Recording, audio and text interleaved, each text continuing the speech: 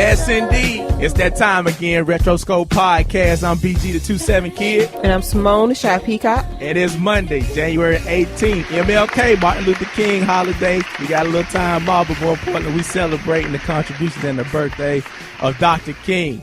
How's it going today, Simone? It's going pretty well. Nice vacation day.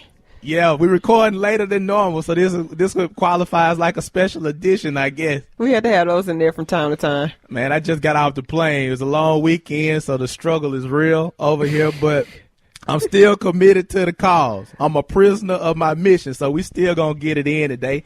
We got an exciting show. How's the weather up there? Is it snowing?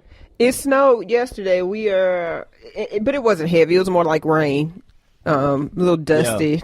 And the temperature has been consistently mid-30s, low 40s, little rain, like I said, a little bit of snow.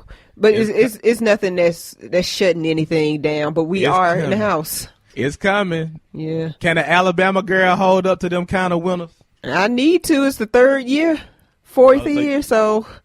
So you're accustomed to it. I'm as accustomed to it as I'm going to get. I don't enjoy it. But my children, who happen to be sitting in the room today. Yes, sir. They joining the show. They're accustomed to it because my oldest was in kindergarten when we moved here. So that's all they know. That's all. And they walk back and forth to school. So they're accustomed to the heavy North Face jackets and the snow boots, rain boots, gloves. Like they know how to handle it. So more power to y'all, because I can't stand it. They told me as soon as I got back to Birmingham from NYC that it started snowing. So I was like, hallelujah, thank you for getting the hell out of there, because I cannot handle that cold weather, the snow and all that. Well, the first time we were here, I had to go to Connecticut. And this was like November, December of 2012, and we got to Connecticut, and it was covered in snow. Like, it was crazy. I was like, wait, y'all finna drive in this? Yeah. Yeah. And people operate in it. I mean, I can remember one time got stuck in Denver, Colorado, and it was like -3 degrees. And it was snow and ice everywhere. And I'm talking about people we were in a taxi cab, and that taxi driver was maneuvering through that snow. I'm like, man, this is unreal. So it's that time of year. But, we'll get through it, and hopefully that sunshine and that heat will come back around real quick, and I can get back to doing what I do. Mm-hmm. And that's being sexy. Yeah.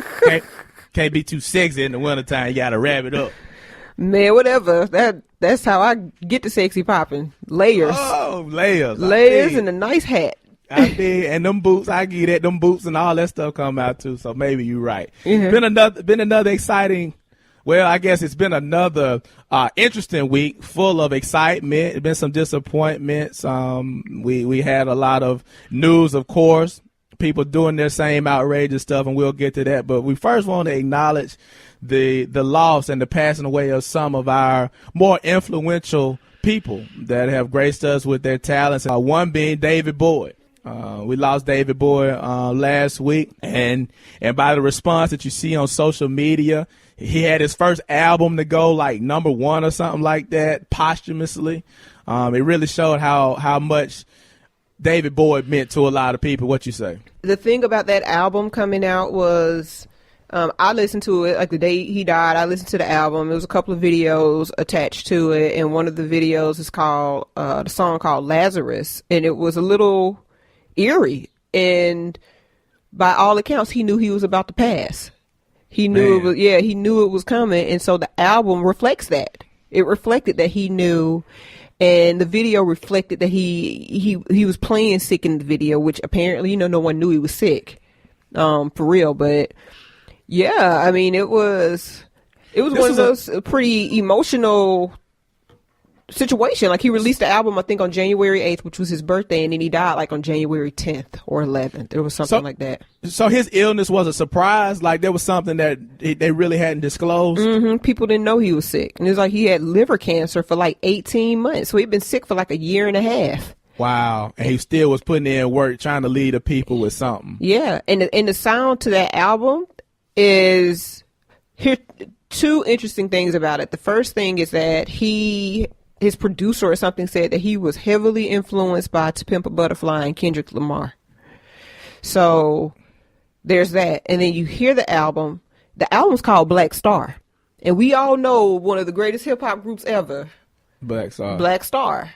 And, you know, he had an affinity for hip hop and spoke very, you know, highly of hip hop and black culture. Hell, we all, any of us that are over the age of 30 remember the song Let's Dance. Let's Dance. Yeah. And his association with Luther Vandross, he put Luther Vandross on. And didn't make it a secret that he enjoyed, you know, funk and soul music and all of that. So, yeah, it was a pretty tough loss. But you know, like what we talked about, there's a flip side of it. You know, he had been accused of doing some things that were not okay. Right. And so it kicked up the debate about, you know, mourning those people that create great work, who are great artists, who do a lot of great things. And then you have to turn around and you have to deconstruct and acknowledge the things that weren't so good about them. The dark side. The dark side that existed. And I mean, it kicked up a lot of interesting conversations. You know, there are some people who, and I thought some people handled it beautifully, like in their timelines. It might be R.I.P. David Bowie. I respect the work. I'm sad that he's gone, whatever. But then a little further in the timeline, you'll see where they might post an article acknowledging the fact that, you know, sometimes people who do things like sleep with underage girls, because that's what it is. He was accused of having pedophilia and rape and all of that. And I believe there were a couple people who found interesting articles where it was like, see, people do these things and they don't look like monsters. They're still capable of creating things that influence a whole culture that are good and positive things. They champion positive things, but they have another side to them. And it's no longer okay to sweep it under the rug. So, you know, for me, it was a disappointing thing to find out. It kicked up emotion because, like I was telling you off air before this, that, you know, David Bowie is somebody that's connected to like the MTV era, which is connected to a lot of our childhood. And, you know, to like you mourn people from your childhood. So like for me, like Dr. Wilson was a part of my like very young adulthood. Natalie Cole and Unforgettable was a part of our childhood. You know, Michael Jackson childhood, Whitney Houston childhood is, you know, people are grappling with the fact that a lot of our childhood memories are now sort of people who are a part of those are starting to die. And pass on, which I guess maybe we can go on to the next person that passed away, which is really sad. The nerd girl in me was real sad. Yeah, who was that? Alan Rickman. So for those of you who don't know who Alan Rickman is, just on the strength of like some of his more traditional characters, but he was Professor Snape in all of the Harry Potter movies. Okay. And in those who don't know, who've seen images, he's a guy with the straight black hair, shoulder length black hair parted down the middle, who in the first Harry Potter movie was thought to be a villain. Like you didn't know if he was a villain or not, because he was very deadpan and straightforward and all of that. But he was Professor Snape. So he passed away from cancer as well. This cancer thing, man. I don't know what the numbers are looking like, and I don't know if we're in line with what it's always been, you know, over the years. But it's like more and more people dealing with some form of cancer or another. So, not to digress from what you're talking about, just to hear the people, person after person, you know, being affected by cancer, man. Like we really we got to do something. I don't know if it's what we're consuming, what we're exposing ourselves. I'm sure that has a role in it, but I mean, I do pray that we can one day get to the point where we're not having all of these deaths by cancer. Mm-hmm. Yeah. Well, you know what? Celine Dion's husband passed, and then like the 2 days later, her brother passed, and we all. Yeah. Celine Dion is another childhood somebody, and for those of you who don't know the story, Celine Dion's husband was he was quite a bit older than her. Right. And like when they got married, it was a real big deal because he was so much older. And you know the story behind it was like he had worked with her since she was like 12 or 13, and you know, he was married, had children, all of that, and then when they didn't wait till she turned like 18, she was in her 20s. And they got together, and, you know, like she had this well-known struggle of like trying to have children, and they were trying to build a family, and just a lot of that whole relationship was in the spotlight for a long time. So, he passed. I think they just had twins maybe 2 years ago. So that wasn't long. It wasn't long at all. Yeah. So, he passed. And then, like I said, her brother passed like 2 days later. So shouts out to Celine Dion. Yeah. Lift her up. That's a lot. And, and just so, we're talking about these people who have passed away, we can talk about a couple of birthdays real quick. Okay. So, Aaliyah. Yeah. Would have been, baby girl. Yeah. Would have been 37 this year on the 18th. And, so all of us have memories, but I remember when she passed, we were in college when she passed away, which is telling you how old we getting. How young we are. How young we are. Okay. Yes, 2001. But we all know Aaliyah, back and forth. I didn't believe it. It was just it was surreal that particular day. It was just like that couldn't be true. It was a lot going on. That was 2001. So like she died in August, and a week later 9/11 happened. 9/11. Because I remember being in the dorms at Tuskegee in the morning, getting ready for school, getting ready for class, and hearing about Aaliyah passing. Yeah. And, for those of you who are much younger than us, it's another one of those surreal situations because her last video was Rock the Boat. And that's when she died. Yep. So, it's kind of knowing that. But another really important birthday, y'all know this is like my queen spirit animal. Can't do nothing without consulting her first. Sade. Sade turned 57 on the 18th, same day as Aaliyah's birthday, actually.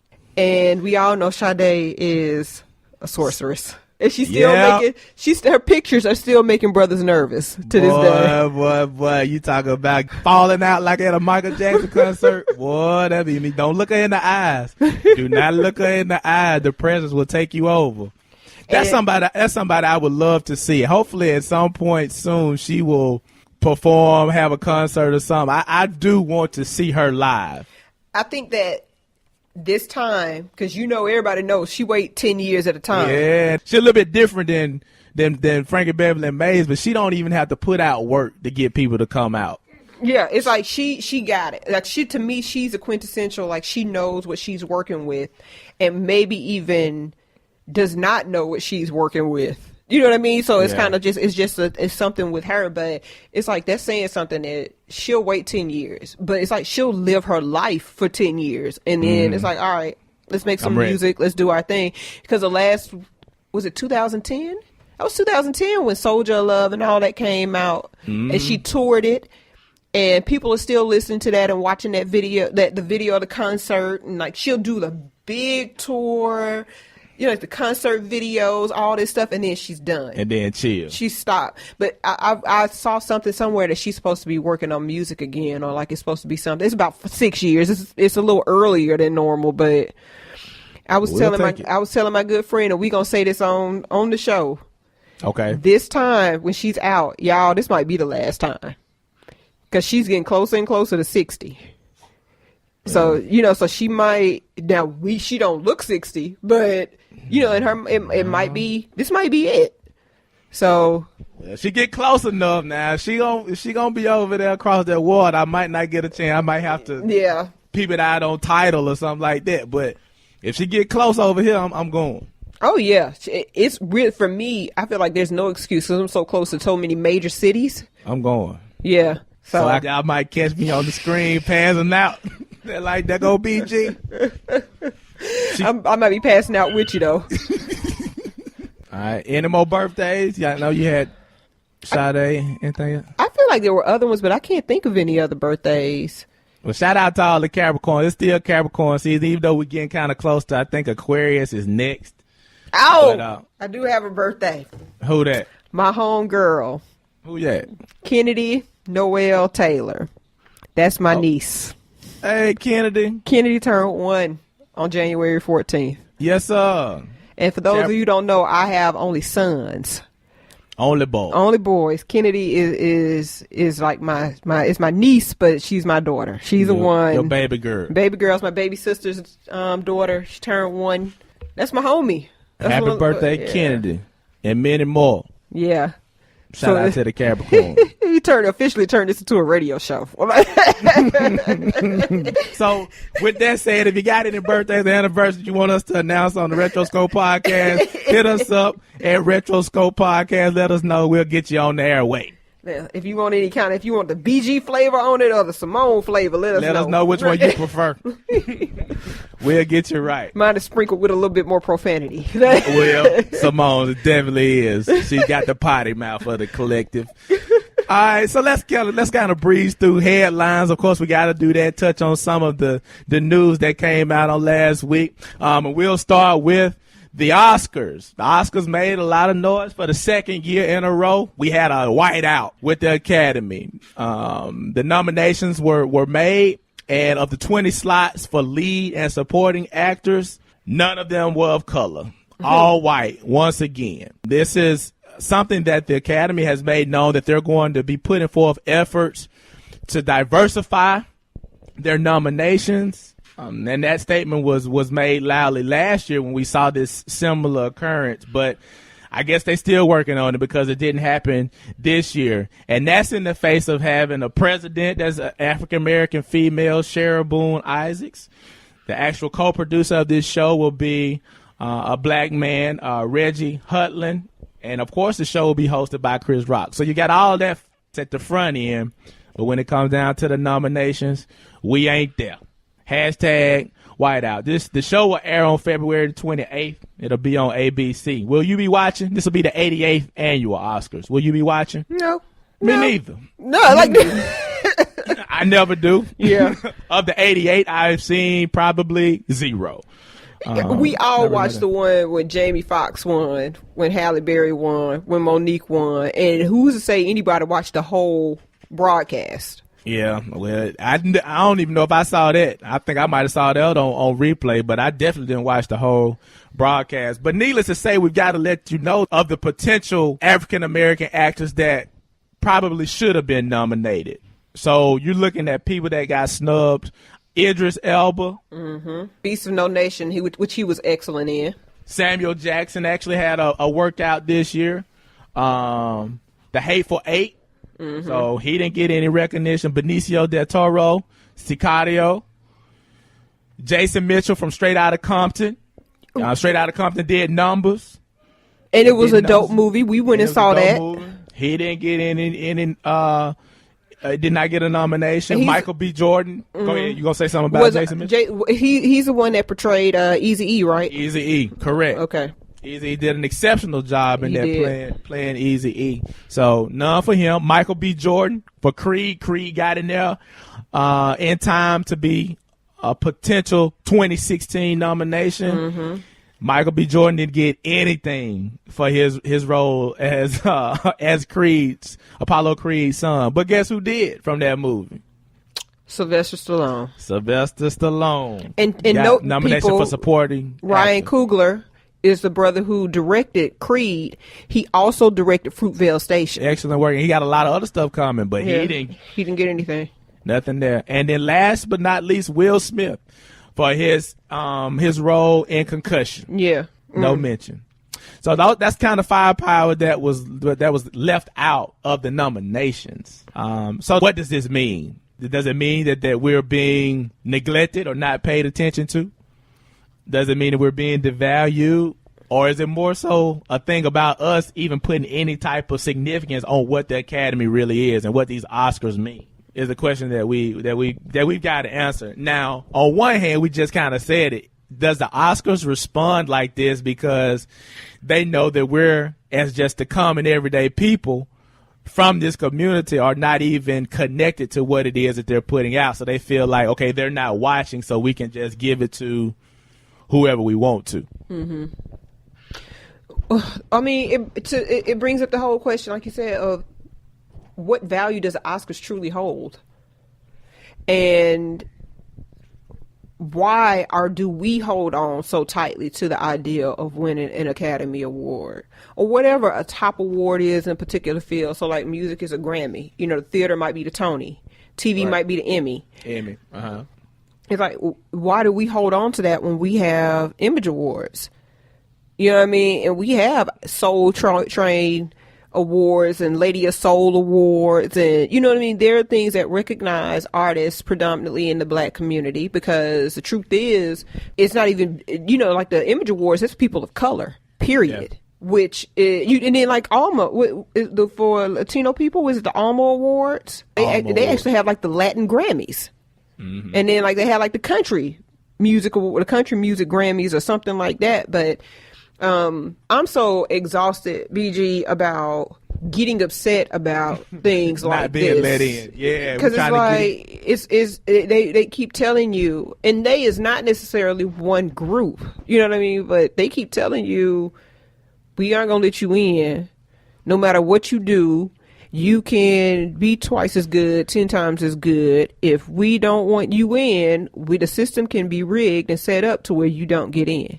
And then at what point do you finally say, I don't need that validation. I don't need to feel like my work is worth being awarded something. You know, like we talked about Alan Rickman passing away, and he gave this really good quote, which although he was, you know, a white actor, he had never been nominated or won an Oscar. And when he was asked about it, his attitude in so many words was, those awards are meant to, you're supposed to get those awards for a specific performance. It doesn't cover your body of work. So it doesn't matter to me, because, you know, I can get an award for being Professor Snape, but that's not taking notice of, he was an activist in so many ways. So he directed stage plays that address that kind of thing. So, you know, although, like I said, he's a white actor, and I do think there's a slight difference. The way that he looked at it was not necessarily incorrect in my mind. You know what I mean? And Jada Pinkett just went online today, and, you know, it started yesterday, which I don't know if this is in response to her husband not being nominated, which I think is a fair response. But, you know, she's pretty much like, why are we even asking to be let in? You know, it was that initial reaction of Oscar's so white. So white. But then, you know, it's gone a little further today where, you know, she, I think, has gotten to the point where it's like, we don't have to beg for their acceptance. We don't have to beg to be let in. So my general attitude stays the same across the board when it comes to that. It's like, it's an award that only in the last 10 years you hearing first black lead actor awards, Denzel Washington, first black woman with Halle Berry, first black this, first black that. It's like, y'all ain't tired? It's so reminiscent of, like, I'm gonna go here, the segregation and Jim Crow tactics of the past. It's like, okay, well, we create this entity, we create this award show, and we say that this award show is the best award show. This is the top award. If you get this award, you mean something. So now you've got a way classifying who counts and who doesn't count. You know, your award is better because you are a Oscar winner or whatnot. And all of that stuff is subjective. It's subjective all the way down to the people who decide who wins the award. So for us to sit here and to minimize our talent and the people that represent our community that are doing these works, that are being creative in their own right, to minimize them to only being significant if they get this award is a travesty. And then these are these wake-up calls to say, look, man, empower your own stuff. If you want something to validate and to really speak to how good your work is and how well your work is representative of what you believe and what you stand up for, applaud the awards that stand with you, that are in alignment with what your vision is and how you feel about it. Don't turn your back on those things that are designed to support you and spend all your energy trying to convince somebody who don't care about you that they should care about you, because that's a never ending and a forever losing battle. And let's take it a step further. This can be akin to black business and how how black business is treated. Black businesses, as someone that has been a black business owner, sometimes your prices might be higher than your big box stores because you're smaller, you sell a lower volume, and you have it's a little bit harder to survive. So, you know, and I bring that up because that's one of those things that you kind of get a complaint about. Oh, it costs more, or the service isn't this, or it's not like that. Well, the reason it might come across as being subpar for some people is the revenue is not there, the support's not there. It's something that can't be maintained. And it's the same thing here. You got the Soul Train Awards. You got these Image Awards. You have these. I think Essence has a set of awards, like the, you know what I mean. There are awards that are specific to people of color that don't get broadcast. They are not publicized as much. They're not mentioned. Like Monique made a good point. She was asked about her Oscar win, but she was like, "How come no one ever mentions my Image Award?" That was a dream come true for me.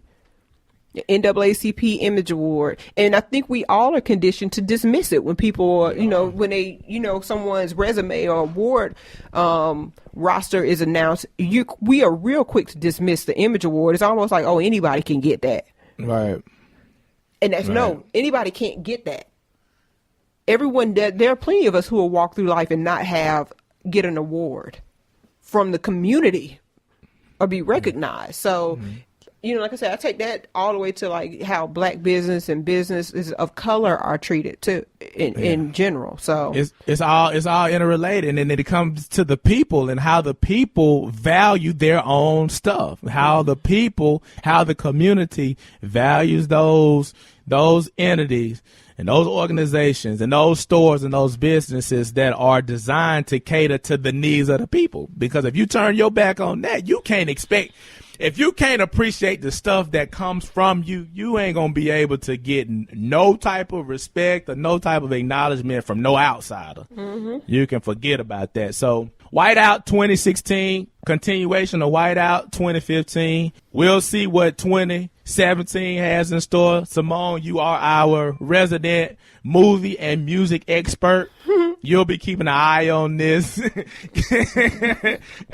put me on Front Street like that. Yeah, and you'll let us know next year how well the Academy has responded to this issue and worked to get those nominations a little bit more diverse. The second story is more of a global story, and it's about Iran. This has been a big week for Iran. Iran has been in the news for a lot of different things. The first one starting with the Iran nuclear deal that was signed last week. And it's basically taking the chains off of Iran because Iran, after inspection, was found to be in compliance with their nuclear weapon development. They are able to now kind of re-engage into the global economy. Now they'll be able to sell the oil across the globe, and they also got a freeze lifted. Their assets were frozen. I think it might have been a couple $1 billion worth of assets that were frozen that they couldn't use. So those have been released, and so now they'll be able to push that into their internal economy, and then by way of that, they'll be able to start branching out and having more influence in the world economy. But in return for that, they've got to continue to move further away from developing a nuclear bomb. They've got to decrease their uranium enrichment and reduce centrifuges and stuff like that. So by doing those things, they will be able to continually, I guess, insert themselves into what we're doing with the money in the world. So that was one big thing. The other big thing was that they detained a couple of American naval sailors, 9 men and 1 woman. They were detained by the Iranian Coast Guard. Now, what they say is that the American sailors were on boats. One of the boats malfunctioned, and then the boats drifted off into some Iranian waters where they were not supposed to be. And by doing that, the Iranians captured them and detained them for a few days. I'm a little skeptical about this whole story about the boats malfunctioning and drifting, but I guess anything could happen. But since that period of time, the Americans have been released. Those Americans have been released. And there were 5 other Americans that have been, I guess, held for, some of them for a few years. They were also released this week in exchange for 7 Iranians that were being indicted or had been in prison here in the U.S. So we had this prisoner swap that was going on. So you got a prisoner swap, a capture and release of 10 American sailors, and this new Iranian nuclear deal. So big week for Iran on a lot of different levels. And last but not least, one of the biggest stories of the week from our social media feed. Mm-hmm. The headline reads, "White-owned twerk dance studio blocks black instructor and calls her style basic." Khalidi Okafor is a personal trainer and instructor of twerking in the UK. She applied to a local pole dancing studio, and she was looking to expand her twerking workshops in this studio. So she reached out, I guess submitted an application, maybe even submitted a video to let the people know kind of what type of work that she was doing, to see if they would be interested in integrating this program into what they were doing at the studio. Mm-hmm. And if you've been paying attention, the response to that request was posted. Body Bar Pole Fitness Studio. And what they said was, "Our twerking is a very different style to yours. We get the knee pads on and throw it down. ... exclamation point. I'm sorry, but I don't enjoy your style. It is too basic for my students, but thank you for the offer." And Ms. Okafor, in a very professional manner, did reply to that text message. "Hello, thank you for your quick reply. Not to worry at all. Many thanks." But after doing but after doing that, she took to Twitter and really expressed her sentiments on this whole thing. She did that. Oh, okay, that's cool. That's what she did. That's fine. That's fine. But I'm gonna take to this social media. And basically, her thoughts just reflected that, she's been doing that for a while.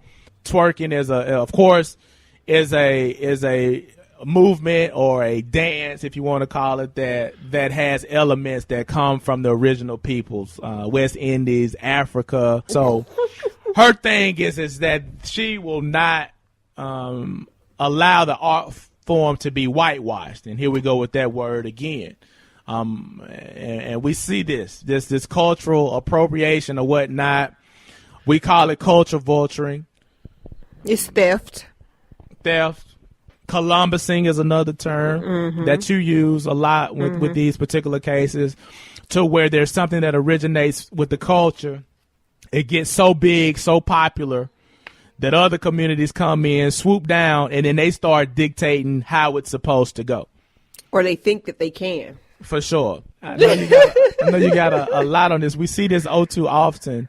And personally, you can almost see it. Like when I start seeing, and it's the same thing with the whip, it's the same thing with the nay, it's the same thing with the dab. Once you start seeing it, when these newscasters start doing it and they start talking about it, hold on, because it's about to get taken. And in effect, uncool. It's about to be a robbery. Yeah.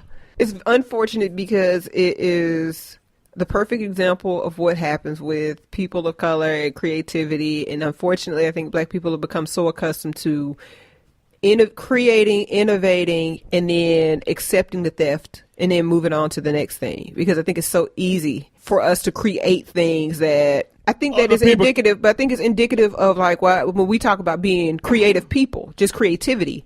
When you are constantly creating something, you can let your creations go to a certain degree because you'll create the next thing. You'll make the next thing cool. And so this is, I think this is what's happening with the whole idea of twerking. Like you said, whip, nay, dab, and all of that. It ain't nothing that's particularly new or a new experience, but again, we have entered a day and age where you ain't finna screw somebody over and not get called out about it. You know what I mean? You're not going to be able to do that and be held accountable, i.e. this young lady being very professional about, okay, that's fine, you don't have to want me, but I'm about to blow the spot up and put your stuff out there, and you're going to be held accountable for telling me that I'm basic, and a way that is impossible for me to be basic. She cannot be basic in something that her lineage directly connects her to. And if it's so basic, why is it so popular? Why is it class? Why you got a school and why you got a class in London? This is London, right? This is UK, right? This is in the UK. Okay. Yeah, this is in the UK. It's supremacy. It's that supremacist mindset at its best. But once again, it's so very similar to the story that we just talked about with the Academy and the Oscars. It's like, okay, well, now you're going to take it and you're going to try to define what's good and what's bad. And I think for us, as opposed to, once again, fighting that and putting value into actually what's being done, because we know it. Like you say, it's inevitable. Once we do something, it's going to be creative. It's going to be hot. It's going to be catchy, whether it be dance, music, style, fashion, anything. It's going to happen. So the thing I think that we should do is always make sure that we document where it started from and be able to tell that story so that 100 years down the road, they'll say that twerking was invented in London, England at this particular studio. Nah, we can't do that. So we have to document and make sure. It's almost like trademarking. Like, you can take it all you want to, but you're going to have to come back to like what is real and where it really originates at. And another, sorry, damn, Simone. Just cut that out. It's all good. It's okay. Yeah, are you straight? This is a very specific example of how entrepreneurial mind frames have to take hold. Like, sometimes you can't own a business, or you don't want to own a business in that way. But when you have an entrepreneurial mindset as a person of color, it's a way to start breaking the mentality of white supremacy. A lot of like white supremacy, I think it moves forward based on the management mentality, or like all the people of color create the hot shit. Right. We spend our time making the hot stuff up, and it's so second nature that you don't think about it that seriously. But what you do is you have people who perpetuate the supremacist system watching out and managing and deciding, all right, what am I going to cherry pick today? What am I going to decide is hot? Because I decide what's hot, right? Right. And I think that the sooner that we start to really recognize, and I think it's being recognized, but the sooner things are put in place to move about that system without screwing ourselves or whatever, I think is when it'll start to sort of change a little bit. So, AKA, like you said, you get stuff trademarked, you document things, you put yourself in a position where anybody take your stuff, they got to pay you. I agree that I mentioned that to somebody as like, don't be so quick to give up. Some stuff is just inevitable that you just do it and people gonna catch on to it. But there are a lot of things that need to be, they need to be made premium. A lot of ideas, a lot of thoughts, a lot of productions, and these physical manifestations of creativity need to be taxed. So, like, if you're going to use it or you're going to try to do it, then you're going to have to pay for it in some form or fashion. We're not just going to give it up to you because we know what you're going to do with it. Yeah. I mean, and it's all interconnected. That's what, like, we go back to the whole business thing. It's like, I love seeing those posts where people are like, hey, your friend is an entrepreneur. Purchase from your friend.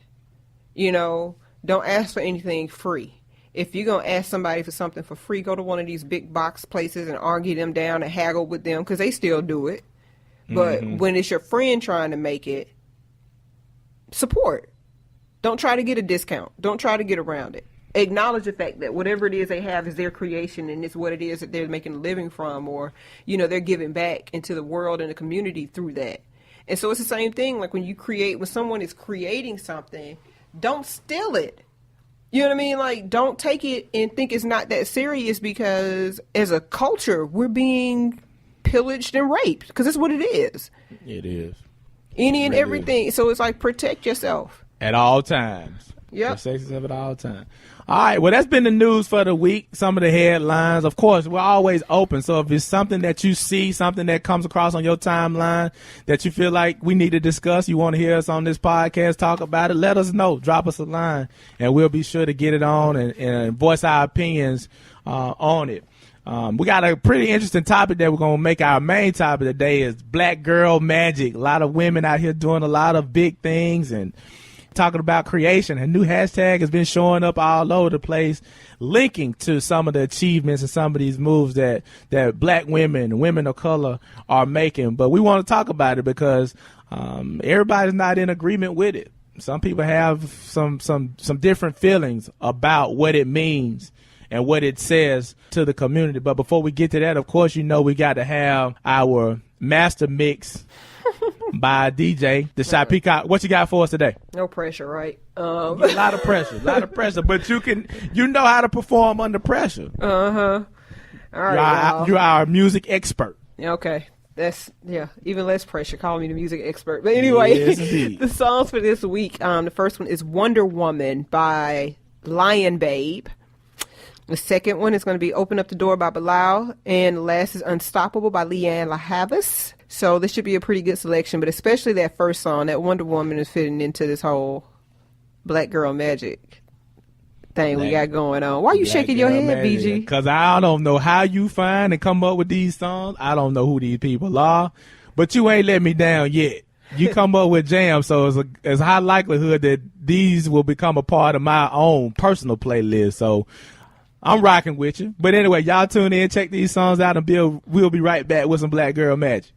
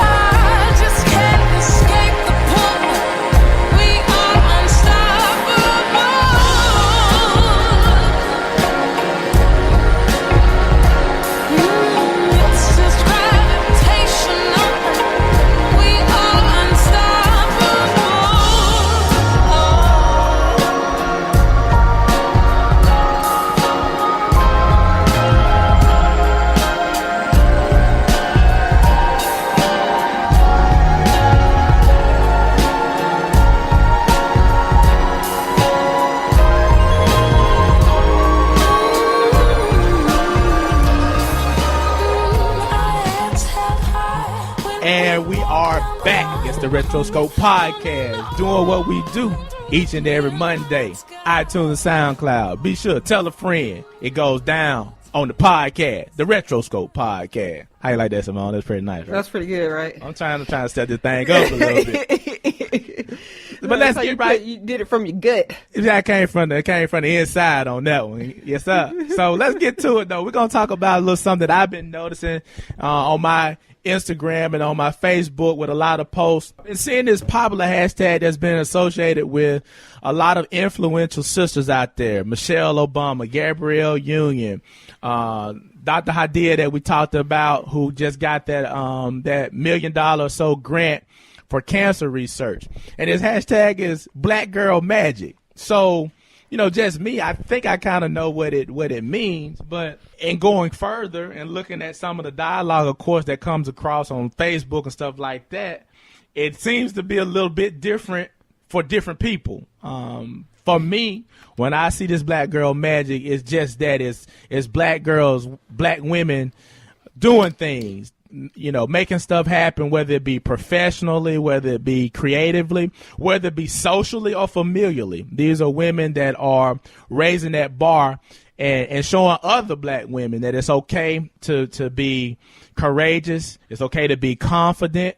And it's okay to be comfortable with being yourself. That's what I take from it. That's the Black Girl Magic that I know. If I was to use that hashtag, I would probably associate it with you, and other people in my circle that I see doing inspirational type stuff. But I don't really know if that's really it. I don't even really know what Black Girl Magic means to black girls. So, I got to lean on you to kind of tell me like the origin of it, what it means, and why it's necessary for us to really highlight black girls and their magic that they bring. Okay, so and everybody has a different definition of Black Girl Magic, especially if you are a black girl. But in my mind, Black Girl Magic sort of originates from, things like Black Girls Rock. And, it's actual an award ceremony where they celebrate young black women or all black women and the contributions that they have made. But Black Girl Magic is a hashtag that has come from Black Twitter. Black Twitter good for get some stuff started. But it's something that's stuck. It's stuck. So, and it went from it's just a hashtag to an attitude to the way people think of themselves. And so for me personally, Black Girl Magic means it's okay for me to stand in public and say I like myself. And I'm cool with who I am, whether it's, like I just cut my hair. Like that's, for those of you who know me, I had like usually big curly hair. It looks a certain way. So I decided I wanted to get it cut, and I'm pretty unapologetic about decisions like that. And I'm pretty unapologetic about standing up for myself or me being able to say who I want to be as a woman, as a black woman living in this world, and embracing the things that I know that come from being a black woman, aka, we've had a show talking about traditional African religion and me being okay with reaching back and acknowledging what our ancestors have done and what our trailblazers have done. So, like Mary McLeod Bethune or like Eartha Kitt. Eartha Kitt was one of those that really stands out for me, and she might have been considered a bit radical back in the day. A bit radical. But see, way radical. Even almost to today's terms, she would be out there. Yeah, but then it speaks to relativity and like how you feel about it, because I think that she was radical, but I could understand why she wouldn't think she was radical. If you asked her, she probably don't think when she was alive, she probably would have said, I don't think I'm all that radical. It's just kind of the way I am. It's just how I am. Yeah, being me. Black Girl Magic is being able to have different examples of black women. You got Beyonce as opposed to a Rihanna, as opposed to a Chrisette Michele, as opposed to, like, you see what I'm saying? Like, all these women are singers. But that's where it is. They're black women and they're singers, but they represent maybe a different aesthetic or a different mentality. And also saying that there's enough room for all of us. There's enough space for all of us to be great, and we can support each other.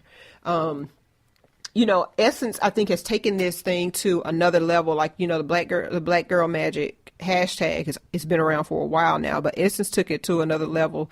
Their latest issue is a trio of issues, and it features a hashtag Black Girl Magic. So on one cover, there is Janetta Elsie. I always say her wrong. I think I say her last name wrong because most people just know her as Netta. She's one of the Black Lives Matter movement people. Right. She's connected to D-Ray and Sean King, and she's on the cover. Tiana Paris, who is in Spike Lee's movie, Chirac. She's a star of that.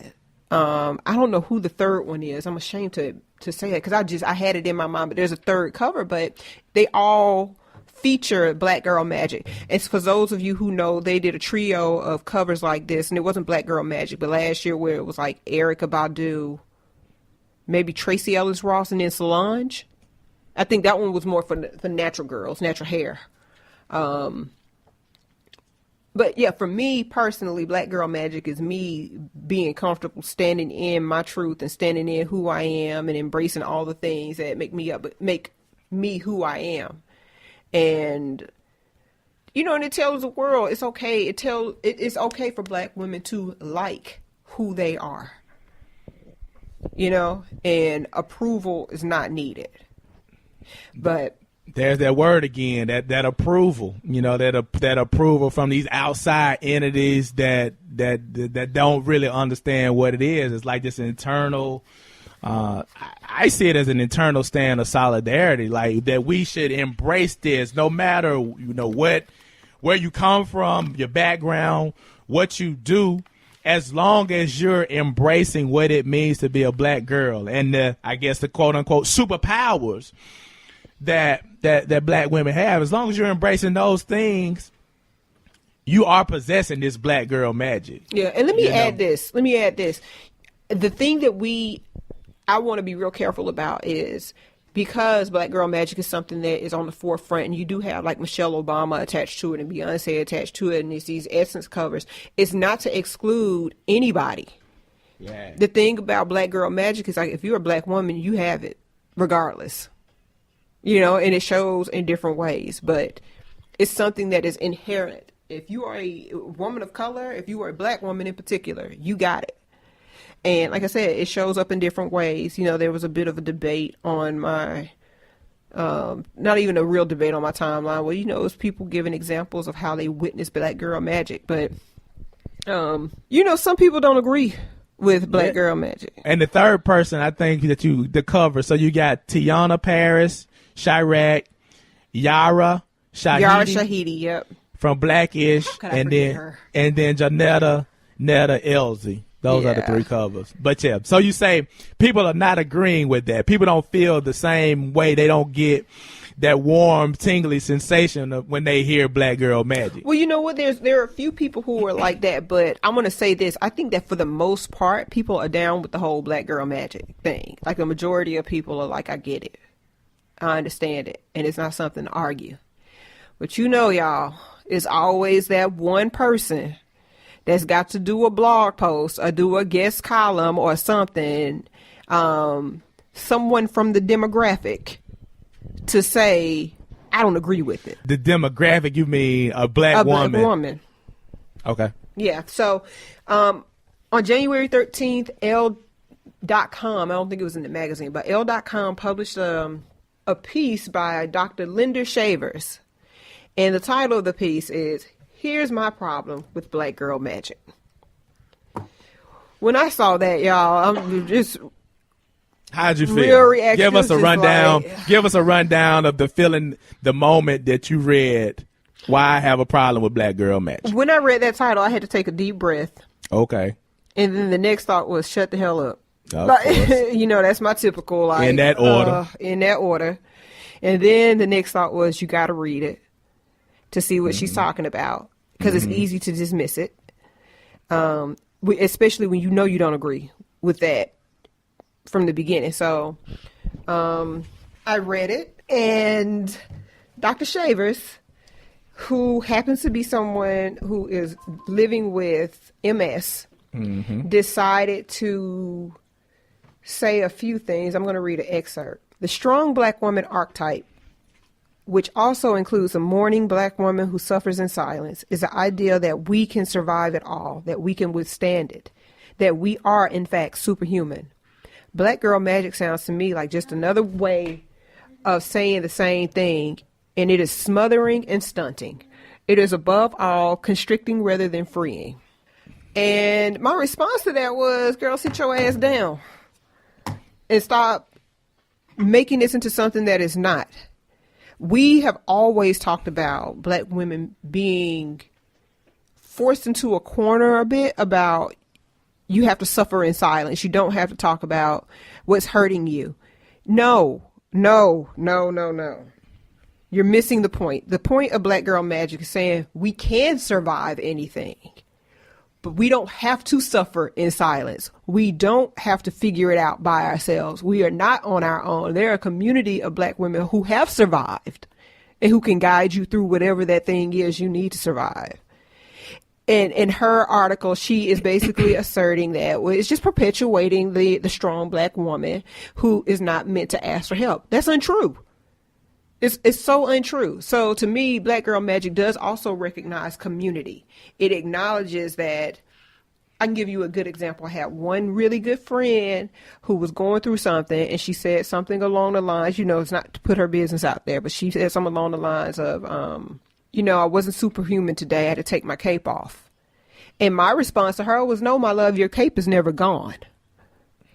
But that does not mean that you can't ask for help, that you should not ask for help, that you should not be protected and supported. And you can survive it because your cape is your calling card. You see what I'm saying? Shout out to Elle Magazine for capitalizing on this moment to get a story in there. I'm sure they probably got a lot of views just based off of the antagonizing title. They're going to get a lot of hits because people are going to be like, well, what do you mean? As a black woman, especially once you get the fact that the writer is a black woman, she got a problem with it. Of course, people are going to be attracted to the story. And, I don't mean to cut you off here, but the thing that was one of the most disturbing things about this article is that, let me tell you what she was using. She was using buzzwords and keywords that strike a nerve in the community. So she was talking about Daniel Holdsclaw. Yeah. She talked about Henrietta Lacks. And we all know how people tend to feel about the whole Henrietta Lacks situation. She talks about Renisha McBride. She makes reference to Sandra Bland, Miriam Carey. The young lady in Texas that the policeman dragged that had the bathing suit on. She talked about all that. Go ahead. And my reaction to reading that was like, how dare you? How dare you point those things out like we don't already know, we don't already live it, we don't already experience it. And it goes back to what I was saying a little bit about everything that we do is intersectional. We have to consider race and gender in almost every single thing that we do. And because a black woman says that my race and my gender in combination makes me magical, and it does make me superhuman. So I hope one day Linda Shavers does hear this podcast. And we are superhuman. So shut the hell up on that piece. It's for you to use those buzzwords. It's like you're guilting people. You're trying to guilt women into feeling like it's wrong for them to say, I like myself. The way that we survive is by being able to stand firm and confident in ourselves individually. That's how you survive things. That's how you grow despite the other things that are going on around you. It's how you keep going even though you have children being killed by the police. You have women not making it out of the jail cells that they go into for a traffic violation. We survive that because we know that we are magical. We know that we can make it through. So my thing with her is like, how dare you? Because you are having a hard time, because she says, and she's very open in her piece, that she has been dealing with MS for 10 years plus. She makes reference to her own way of coping, like she's developed her own coping mechanisms, her own coping skills and all of that. It's like, cool. You know why?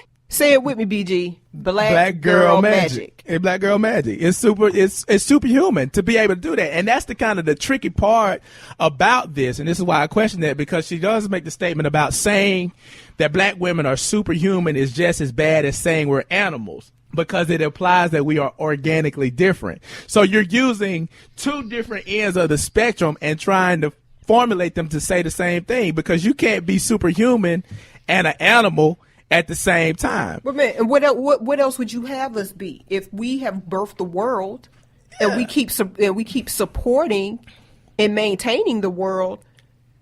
What the hell else would that be other than superhuman? So really, what I'm taking this in is that she was writing from the person of being a black woman and the black girl magic and the superhuman, but she's trying to define it by an outside person's perspective on it. So the outside world, a white supremacist mind might say that you are, because you're black, you're subhuman, you're unable or incapable of doing certain things, right? So that's the argument that she's using. Mm-hmm. But what this is about is not about how the white supremacists see it. It's about what black women are doing each and every day.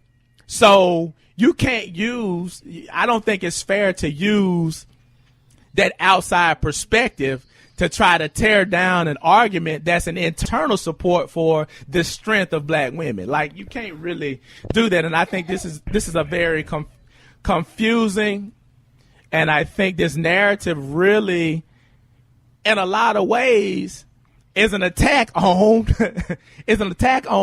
what it means to be a black woman. My thing is, like, again, how dare you say that while you stand on the back of Harriet Tubman? How dare you say that while you standing on the back of somebody like Janetta B. Cole? Dr. Cole is still alive and sitting here in D.C. and is one of the few black anthropologists, black female anthropologists left here. And in essence, and what this woman does is, was she speaking from a sort of a perspective of anthropology? It's a little bit of that. And so who else comes into that? Zora Neale Hurston was an anthropologist. It's like, how dare you? How dare you do that? How dare you be divisive in the name of being academically correct? Or how you say that, do something like that in the name of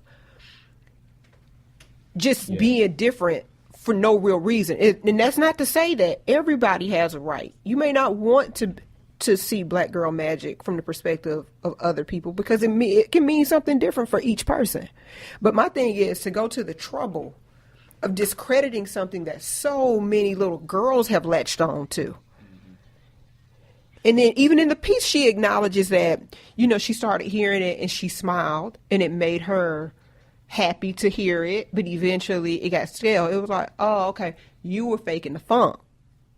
You weren't really on board with it, or you didn't want it to go any further than where it was. And then when it turned into something that warranted 2-3 magazine covers, and it's a hashtag that you kind of can't get away from, and then people build whole movements around it, now you don't like it. You weren't okay with it. So I think this is just a play to get something documented, because the irony of it all is, she, like you were saying earlier, she's talking against her own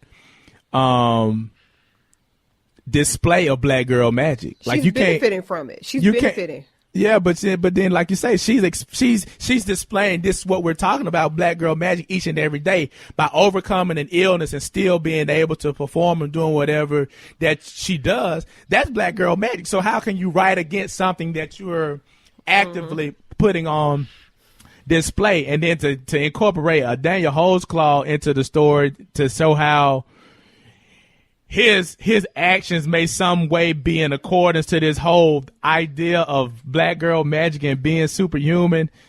For me, there's really no connection. I know I've experienced black girl magic. Mm-hmm. I know what black girl magic really is. It's like grandmama being able to day after day after day after day make sure that all of her kids were fed, clothed. It's 8-10 of them. She doing it by herself, not missing a beat, and still being able to be strong, being able to be a center and pulling it all together. Or the working woman that goes out, works an 8-hour shift, come home, cook dinner, help with the homework, and still be able to keep her body tight because she hitting the gym. Like, the average person don't have the wherewithal to do that, but to know people that instinctively do these things, like just because it's necessary, and they're not leaning or waiting on anybody else to do it, that's magic. When a lot of other people from other communities don't have to put forth the same type of effort, or don't have the same capabilities and skills to make it done. Like, that's a real thing. So I would never talk against that, because I appreciate it. And I know how much it has benefited not only myself, but has benefited our community historically for as long as we've been around. Yeah, I mean, and the thing I think is, like I said, she's arguing a moot point, because it really is. She's arguing something that makes no sense. Black girl magic to me is the antithesis of the black woman suffering in silence. And for her to say that it perpetuates that is ridiculous to me. And the thing that I don't like, and one of my personal things, is I don't speak harshly or negatively about black women period, but black women. And to me, she's a shit starter. You know what I mean? Like, it's like she is creating a situation where she gonna have some of her sisters coming after her. You know what I'm saying? Like, she gonna have some people that's gonna be speaking up against what she wrote. But in this, you know, because I think it's so difficult for people to separate one thing from the other. It is an attack on her. You know what I mean? And it'll be received as an attack on her. And it's like, don't be one of those people that's stirring up the pot. Now, this isn't about respectability. This isn't about putting on the show for anybody else. This is about, think about where you come from, and think about what supports you, and think about the very thing that is in your DNA that's serving you, whether or not you want to acknowledge it. It goes to, it's almost like saying, like Raven Simone and like Whoopi Goldberg talking about, I'm not African American. Oh, yeah, you are. Yes, you are. It's one thing to say you don't want to be identified as one thing. That's fine. But you need to go to a completely different society in order for that to work. You gotta go to the moon on that one. Yeah, because you can't even go to another country. Sure can't. So it's kind of like, it's like I understand what this higher level of so-called consciousness is supposed to be. I understand where they're getting at, but it's like, you still have to function in society. You still have to function in your environment. So, but anyway, you know, I digress. But there is a response piece to this. For sure. It's called There Is Nothing Wrong with Black Girl Magic by Ashley Ford. It's also on Elle.com. So if you read the original article, Here's My Problem with Black Girl Magic by Linda Shavers, there is a link within that article, or at the end of that article, with the response piece. And that's a decent response. Yeah, and it's in essence saying the same thing that we've been saying here. It's like, there's nothing wrong with us having a sense of joy over something like that. And a hashtag is a simple thing. That's a reminder. And this is one of the unfortunate elements of movements in our community, is that I guess it would be a utopic mindset to be like everybody that looks like us will be on board with all of the positive movements. But each and every time you see this little segment of the demographic that ain't with it. Mm-hmm. And they'll do whatever they can to throw a monkey wrench in whatever the movement is. Mm-hmm. And it's just really unfortunate that, because I would love to see her have this conversation with some young black girls, like some of the young black girls that, you know, that you see that are embracing, they participating in dance and different stuff. And, you know, they're linked to hashtag black girl magic. I would love to see her have that conversation with the babies. I mean, I'm tickled. There's a part of me that is absolutely tickled by this. It's like, I can't believe you wrote that. Especially, she writes it, and the next day, the Calvin Klein ad featuring Lisa Bonet and her daughter, Zoe Kravitz, comes out, where they look almost identical. Identical, yeah. That's black girl magic. That's lady. magic, bro. that's it right there. There's you almost can't tell who. I had to look at it twice to figure out which one was which one was Lisa Bonet, because she's aged well.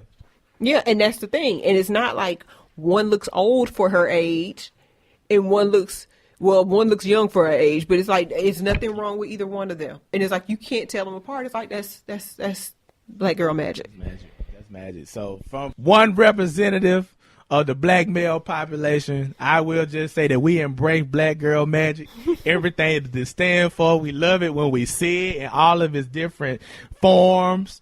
It's a beautiful thing, and I'm just so glad to be on this side of the fence, to be able to witness it and to have it experience it firsthand, man. I wouldn't trade it for nothing in the world, because the way that y'all move is phenomenal. I tell people that all the time, because like I say, when you look at it, when you see what the black woman is able to do, and all you got to do is just compare it to everybody else, by far, hands down, you can tell where it all originates. And that ain't just me being biased. That's me paying attention to what's going on.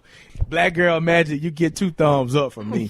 Keep it going. I would love to see it become a lifestyle and a way of life. And then, of course, but with black girl magic gonna come black man magic, and it's gonna lift the brother, take us to a whole nother level. But that's a conversation for another day.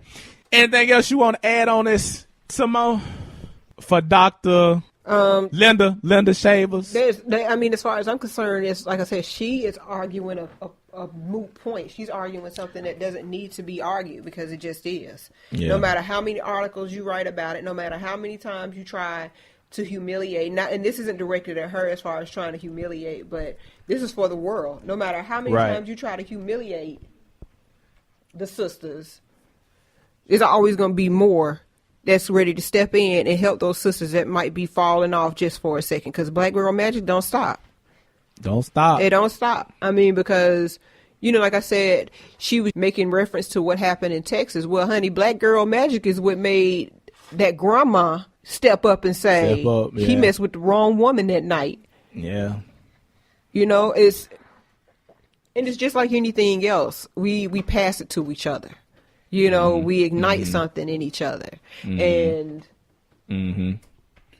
she's gonna look up, and she's gonna need to benefit from that circle of it, and has likely already benefited from it. So, but it's gonna be in her face. I think. When you do something as bold as write an article like that, you will be faced with having to ask for that help. Don't never forget where you come from, and get to the point to where you can be so high up that you started being selfish, and then feeling like you just isolated, and then you're so far removed from those elements that were important to you getting to where you are. So you're right about that. So we'll see about it. Black girl magic, rock on. Simone, let's get out of here. All right. It's MLK Day. I'm sure you got plans as we celebrate the birthday of one of our legends.